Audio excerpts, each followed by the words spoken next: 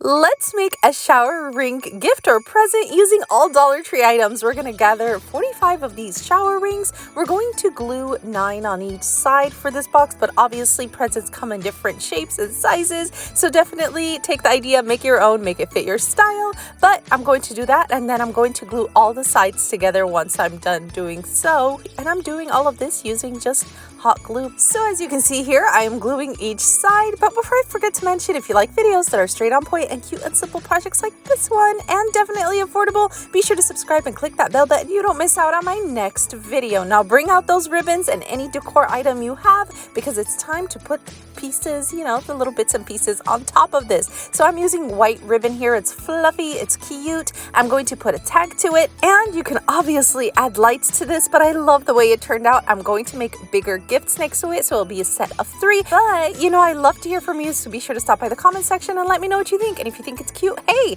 just leave a little gift emoji in the comments. Thank you all so much for watching. Till next time, love you all. Bye.